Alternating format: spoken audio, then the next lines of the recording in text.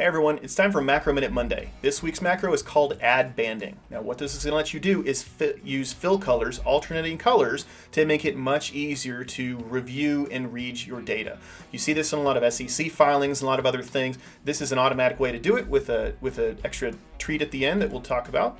So what you're going to want to do is select all of the rows that you're going to apply this to. Usually just selecting your entire table is it, but sometimes you want to exclude some of it. So we're going to select this right here. We're going to search for Add Banding. You can also use a conditional formatting picker, which we looked at last week. It's going to add banding. Now what it's doing is it's leveraging conditional formatting. I want to go to see the rule here because we're going to touch on one caveat. Notice it applies this to the range that we have here. It has a formula in place. It's basically doing a modulus to find out which ones are even and odd. Now it's not every single row because if you have blanks, it will combine them, and sometimes that's helpful. Notice that these are both blue here in columns or rows 19 and 20. That's intentional. So you can adjust that if you want to. Now, here's the caveat. With conditional formatting, notice I'm trying to make this cell yellow.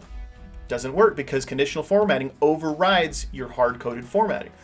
That's on purpose, so that's a big caveat to know when working with conditional formatting. Now let's say we want to review this a little bit. We can come up here, we can type review. Look at that, it takes away our conditional formatting because that's a part of the condition, and anything we have that's yellow or green or other colors works. Now the other way to do it is if you wanted to add the yellow on top of the banding, you could use conditional formatting to do that and just have some logic off to the side or something else to do it.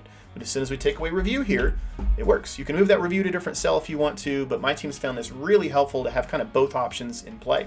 But that's it. The idea is to make this so much easier to use and add polish to the things that you share with other people. So there's a whole bunch of options in the add-in that give you that polish like that. That's such a common one that people appreciate, so wanted to split this one out. That is it for this week. Please like, comment, repost, share this with a friend. Try this out for yourself if you want to using the link in the comments below. Thank you for watching. Have an awesome rest of your day.